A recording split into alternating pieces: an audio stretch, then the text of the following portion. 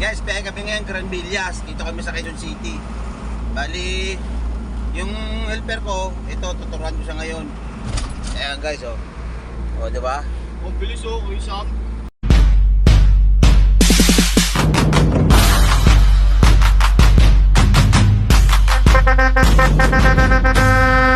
Ako nga pala si Edwards, tawag na sa akin ni Ganggang. Shoutout nga pala kay Idol, kay Chrisam Tracking. Biyahe naman pala kami ngayon sa Piling Base, mga kaganggang. Mahigpit nga pala itong subdivision na to, mga kaganggang. Dami nga palang nilang gate na papasukan. Papasok na nga pala kami ngayon dito sa may dideliveran.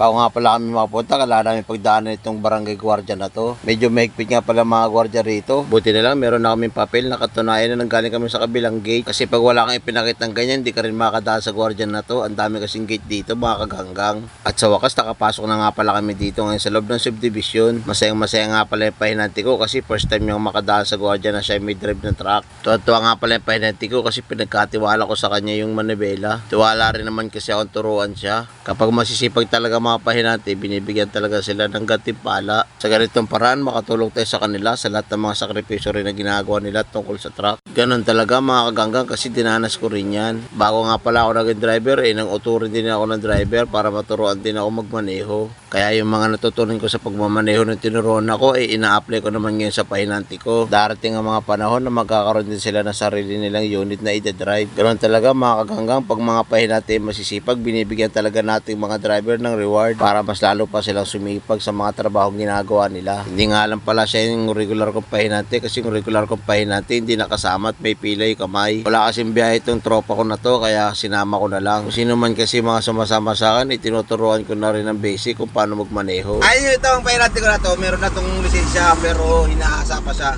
Kumbaga kung sino yung gusto niyang sasama siya, kung sino mabait sa kanya, bibigyan siya sa papahon sa manibela guys. Ako kasi hindi naman ako maramot, hindi naman siya ako natuto sa pag-helper. Kaya marami rin ako mabait na sa mag-o-career ng driver. Okay? Yung natututunan ko, i-share ko naman sa kanya mga kaganggang. Ayun o. Gang. Gang o. Ulit gang.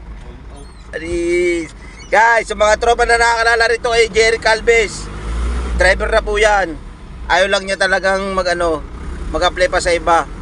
Sabi ko nga sa kanya, pwede ka na magmaneho para meron ka ng sariling unit. Ayaw niya nga palang lumipat sa iba kasi gusto niya dito lang muna siya natuto, dito rin siya magmamaneho. Kaya sa lahat ng mga driver, saludo ko sa inyo mga kaganggang. Kasi dideliveran namin, kaya mamaya ako na live papakita mga kaganggang kasi yung gwardiya niya masungit.